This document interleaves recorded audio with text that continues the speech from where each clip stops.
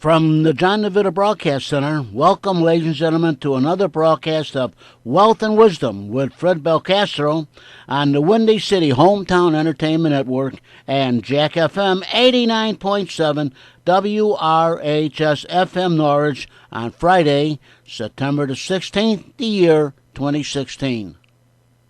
And now, here he is, Mr. Fred Belcastro. When you're smiling, When you're smiling, when you're smiling, when you're smiling, and the whole world smiles with you. smiles with you. And when you're laughing, When you're laughing, oh, you're laughing. oh, you're laughing, When the sun comes shining through. shining through. When you're crying, When you're crying, you bring on the rain. bring on the Stop rain. your sighing. Stop your sighing. Won't you be happy again? Happy again. When you're smiling, When you're smiling, keep on smiling. Good morning and welcome to the Wealth and Wisdom program. My name is Fred Belcastro, the host, and during the next 30 minutes, we're going to talk about using wisdom to grow and protect our wealth. We're fortunate, as usual, to be broadcasting from the John DeVita Broadcast Center here on the northwest side of Chicago. And you know you're listening to us on Jack FM. That's Jack FM 89.7 WRHS out of Norwich, Illinois. And, of course, that was Louis Prima, one of the greatest. I want to talk about a variety of things. Some things we started last week. We wanted to mention annuities and give a better definition of what annuities are. Wanted to mention inflation, the purpose of planning and planning for retirement. I think we'll get most of those, get to those subjects, or most of the subjects we'd like to talk about. One thing I think I'd like to schedule for the weeks to come, inundated with information, misinformation, as I call it. I called it about a year ago. I did several programs concerning misinformation. This is the stuff. I know it's information. Let's just call it George Carlin's stuff. We're inundated with stuff, and much of it is misinformation. Half-truths. Like you, I listen to the radio and watch TV and read books. And some of the information that we get speaks in half-truths, and you can make a product good or bad by what you say about it. We've got some of the greatest friends in the world. In fact, Mr. DeVita and I were talking about our friends just before we went on the air. And we've got great people. And do they have faults somewhere along the line? Sure. I mean, everyone does. We're all, and we say we're only human, and so none of us are perfect. And yet it's the same way with a lot of the products in our industry, a lot of the strategies, a lot of the things that we have in the marketplace. None of them are perfect, but the problem comes in, I think, when we describe them with half-truths or truths that just fit our needs at the time. So I would like to like to lay the cupboard bare and discuss some of these half-truths that I hear commentators, the information we receive in the mail. Because anytime that there will be an offering, I'll ask about it. I'll see what the information is, and I'll see how it's reported with half-truths. And if I didn't know the difference, you could believe it. Well, you're going to swallow it. What other information do we have except from the so-called experts, so-called gurus, and so on? But I'll get to that in the weeks to come. But right now, let me just touch base a little on the annuities. Last week, I mentioned the structuring of annuity contracts, either immediate annuity or deferred annuity, and now I just there's a difference, and I explained that last week. And now let's just take a look at the fixed annuities, index annuities, or variable annuities. Basically, let me just say that there's in the deferred annuity, there's fixed and there's variable. Now, when we talk about some of the risks, this is where a lot of the misinformation might come about. Unless we explain it fully, we're going to get half truths or again misinformation. By the fixed or deferred annuity is characterized. How you slot those is by the way the funds are invested, how those funds will growing through the deferral period, and how they're paid out during the annuitization. The annuitization is when you start receiving the checks, either monthly, semi-annual, quarterly, or annually. To this end, though, you've got to realize that the annuity can be fixed, indexed, or variable, right? So a traditional fixed provides for both a fixed level of interest. You're going to get 2%, 3% until the next anniversary or the end of the accumulation period, depending on the type of contract. A fixed is unchanging. So when we offer a 2% fixed, that's what you're going to get. If the market then goes to 3 at the anniversary, then maybe it'll change depending on the company. But some of the companies that we do business with, some of the larger companies, some of the better rated companies, will make adjustments, and you will get pieces of increases as well, because they want to show the history of their performance being one of consideration, and that would reflect the interest bearing at the time. But with a fixed, you declare, the insurance company will tell you in advance what you're going to get, and it'll be credited during that period. The interest rate could change periodically, but you'll get a minimum guarantee with that. The minimum guarantee on a fixed annuity could be 1%, could be 2%, could be 3%, depending on the environment and the times that we're, of course, living in as far as interest rates are concerned. If you go on and annuitize it on a fixed basis, they'll pay you the same income for the same annuitization period. So if there's a 2% or 3%, that's what you're going to get for the total period. And I hesitate to say that's what you're going to get for the 10 years, the 20 years, the 30 years, because the total period can be any length that you select, even lifetime. So 5 years it could be. By example, a 68-year-old individual wants to annuitize his $200,000 premium.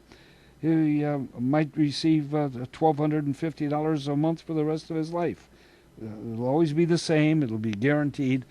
An infant, as long as he's alive, he'll get that, even if he lives to be 165. That's a fixed. It's always going to be there. Indexed, it's another form. It's really a fixed annuity. It's another form of fixed annuity, but the amount of interest credited is not declared in advance because there's a sharing of the performance of a market indices. So you might, an indices being the Dow Jones 30, S&P 500, Russell 2000, any number of indices that the individual companies may offer. And then the rate of index return over the interest period, the crediting period would be a portion of that. They could say we're going to credit the interest at 12%. Don't. This is where we can get bogged down with misinformation. They're going to credit it at a rate of 12% with a 2% cap, which means that it could be 12%, 11%. But hey, all you're going to get is 2%. So it's important that you look at the contracts, look at the and understand the company and what the offering is. So often we sit down in a 30-minute interview with an advisor who just got his license, and he tells us that we were getting a 10%. There's the index is 10%, but fails to mention perhaps that there's a cap of 2 or 3 or even 4%. But like a traditional fixed counterpart, the index annuities will provide for a minimum rate of guarantee as well. So there may be a floor of, I've seen them with 0. So when we talk about minimum rate of interest, that's the amount you'll go. But it's fixed through the participation, depending up to the cap rates of the various indexes that you might choose. So you could get 2 or 3%, you could get 4% that year, and then the following year, if the market doesn't do anything, the indices that you've invested in doesn't do anything or stays flat, you don't lose. And that's the point of the indexed annuities. With a fixed annuity, you're going to receive a fixed amount of dollars regardless of what happens in other environments.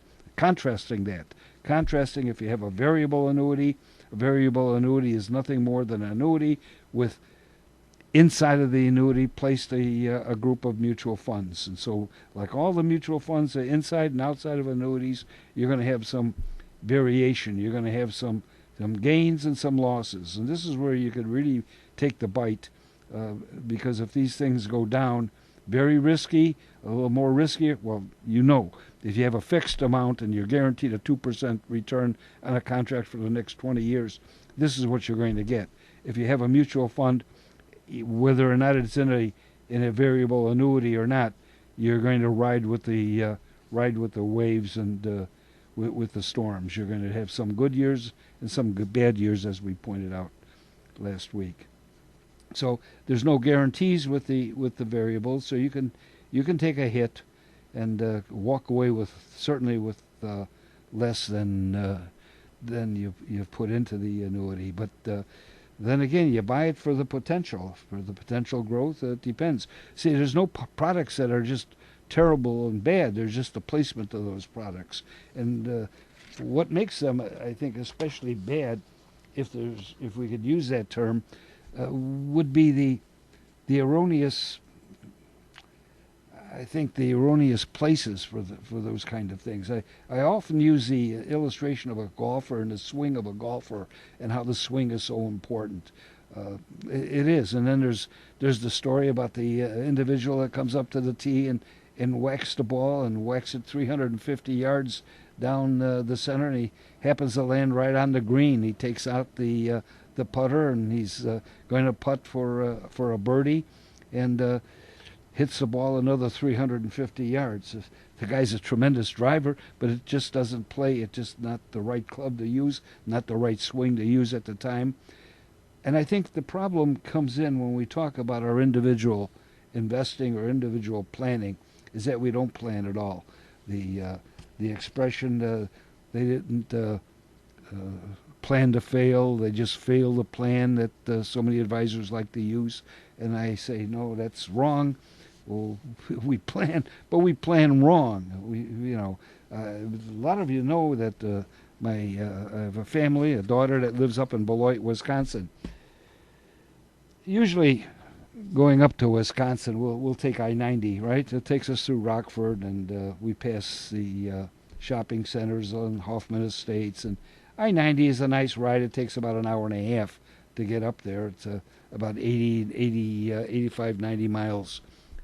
And that's the way we go. You take out a map and take a look. If you don't have a GPS, but just take out a map. Look at the highway. I-90 goes right there. Take it. It's an hour and a half, but don't forget it's in Beloit, Wisconsin. Take a look at the map. You can see, look at I-94, 294. It'll take us to Milwaukee. We can go up to Pleasant Prairie, up at in Wisconsin, right over the Illinois-Wisconsin line. That's a nice place. It's very pretty, nice, very, very nice place to live. I'm sure. And then we could take a left and go on Route 12 and go to Beloit that way. That'll take us maybe 2 hours instead of an hour and a half. It's about 115 miles that way. Maybe about 25, 30 miles more. It'll take us a little bit longer, cost us a little bit more time. What's right and what's wrong? Well, the right and wrong is that if you're making a plan and if you're planning to do it, wouldn't you do it the most economically feasible way of doing it? We're all going to get there. We're all old enough to realize that at the end of the line, at the end of the table, we're all going to fall off. None of us none of us are Jesus Christ. None of us are going to live forever. We're all going to get there. It's just a matter of how we're going to do it. We can plan and do it a nice way, or we could just helter-skelter it and whatever comes down the road, let's take care of it. Let's use that. We could do it the smart way or the way that's not so smart. We're all going to retire if we're fortunate enough to live to that length of years, but how we do it and how comfortable we do it and how comfortable we make it for the ones that we love and leave behind, it's a matter of planning, my friends, and it's a matter of planning correctly. And you know what? Some of the advisors say, yeah, we spend more time planning our 2-week vacation than we do our 40 years of life, and that is so true. But there comes a time when we say, hey, let's wake up and put things down on paper. Let's get the spreadsheets out. Let's take a look at what we have. Let's take a look at what we don't have. And I'll mention that a little bit more. But why don't we just take a break right now? Let me have a sip of coffee.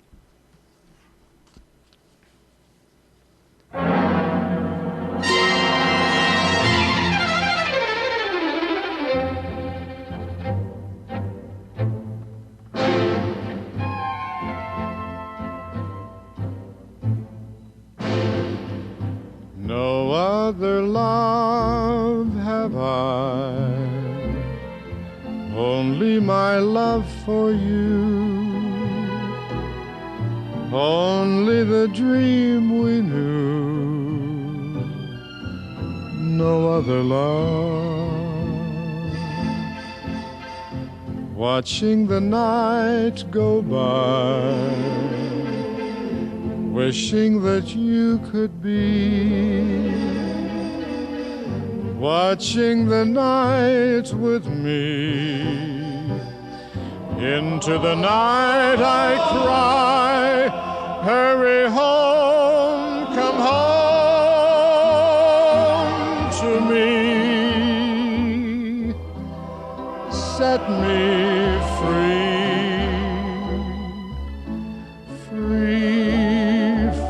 Doubt and free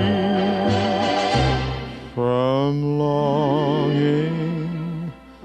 Into your arms I'll fly, locked in your arms I'll stay, waiting to hear you say, no other love have I, no other love.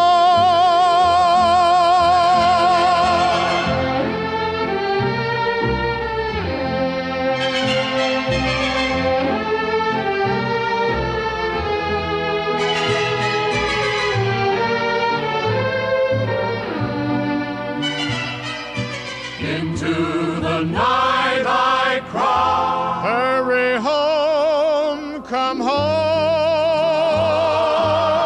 to me, set me free, free from doubt and free from longing. Into your arms I'll fly, locked in your arms I'll stay, waiting to hear you say, no other love have I, no other love.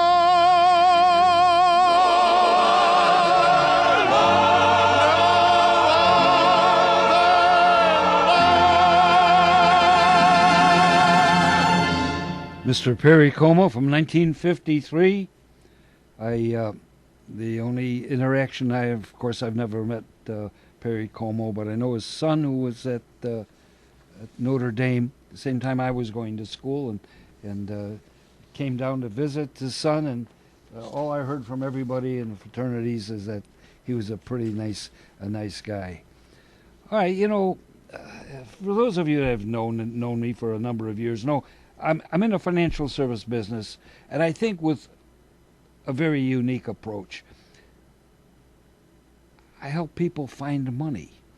When we lay out the spreadsheet and we have all the information down, I have what's called Find the Money.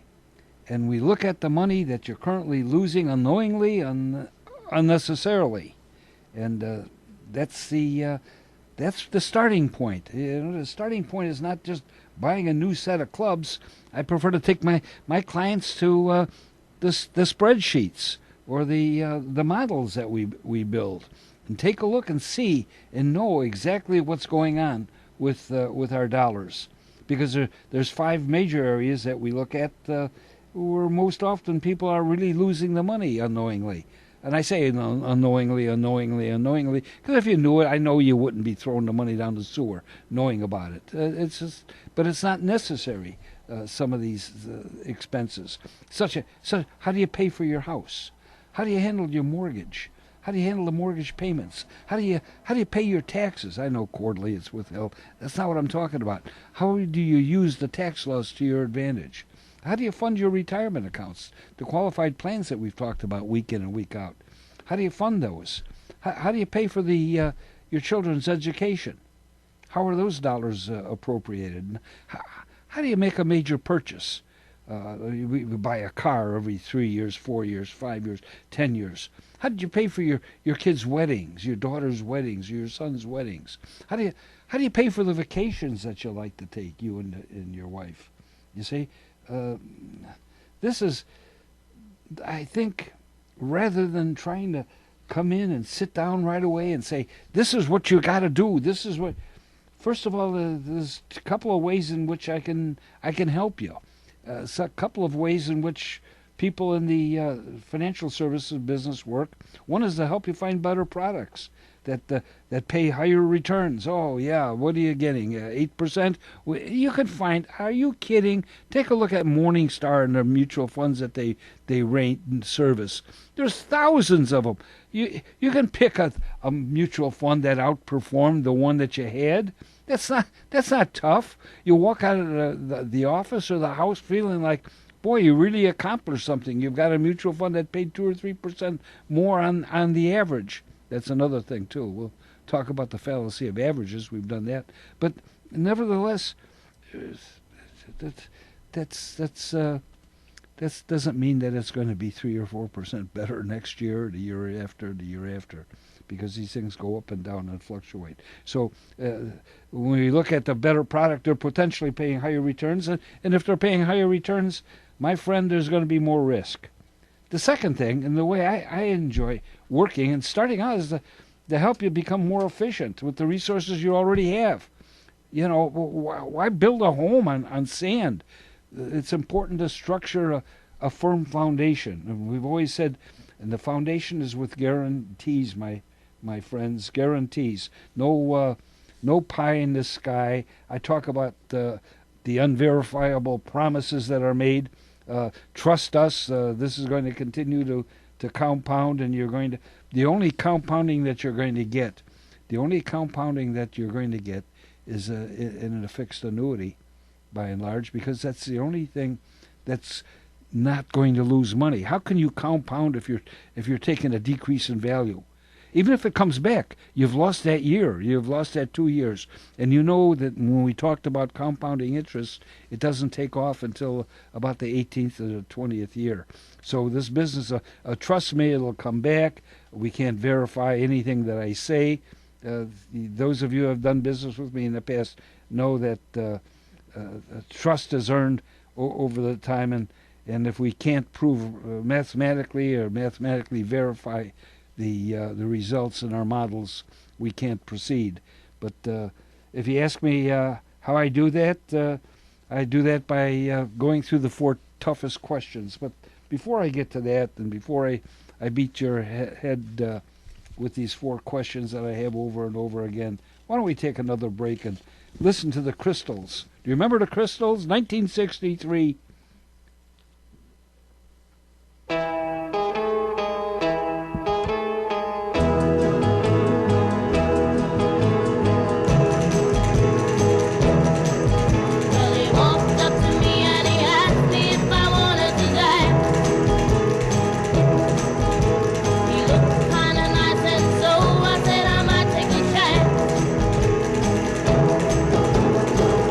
When he danced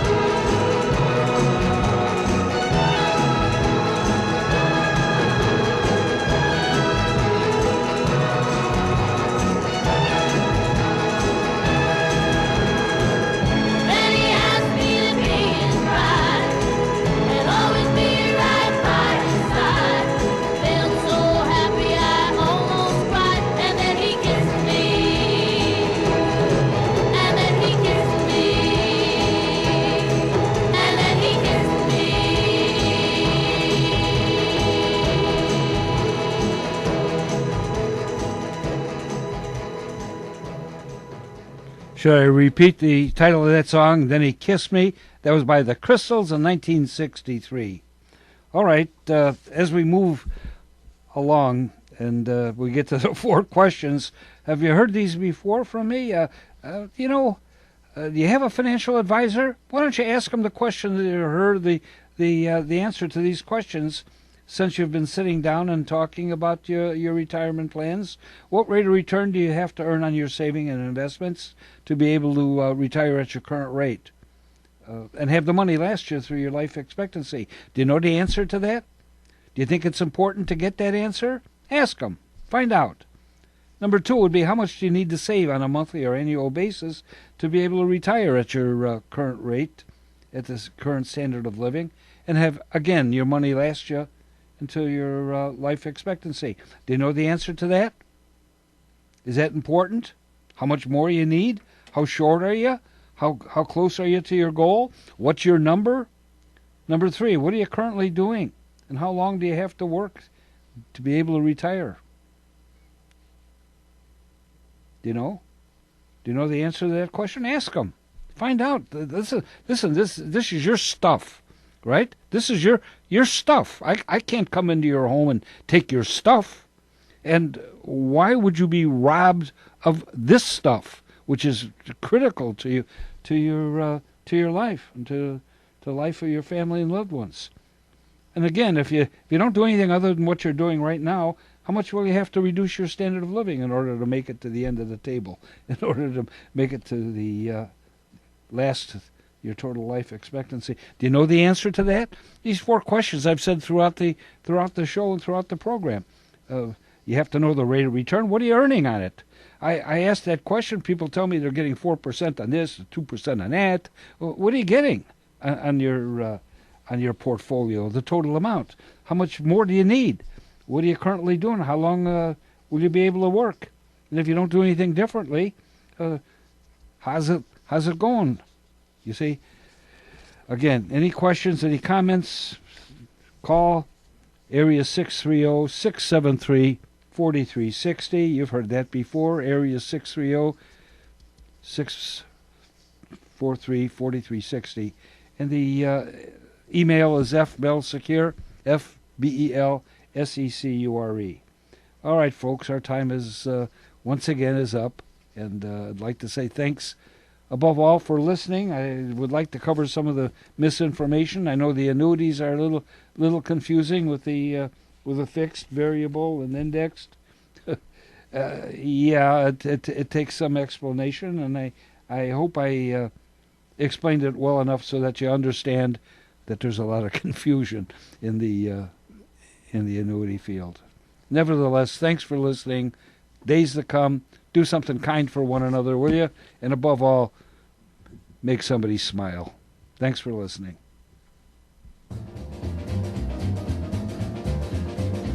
When you're smiling, When you're smiling, when you're smiling, when you're smiling, and the whole world smiles with you. And when you're laughing, when you're laughing, oh, you're laughing. When the sun comes shining through. shining through. When you're crying, When you're crying, you bring on the rain. bring on the Stop rain. your sighing. Stop your sighing. Won't you be happy again? Happy again. When you're smiling, When you're smiling, keep on smiling. keep on smiling. And the world will smile with you. Let's go now. Let's go, Sam.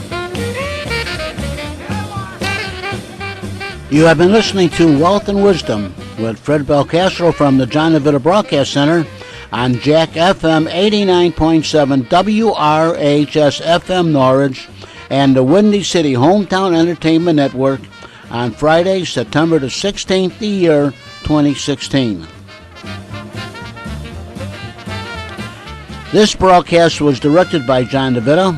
Our special thanks to radio station manager Kevin Zeflik of WRHS FM Norwich and the executive producer of Windy City Hometown Entertainment Network, Mr. John Shikanda. Until next time, please be safe and thanks for listening. Today's broadcast was pre-recorded on Wednesday, September the 14th, the year 2016. Be safe, everyone.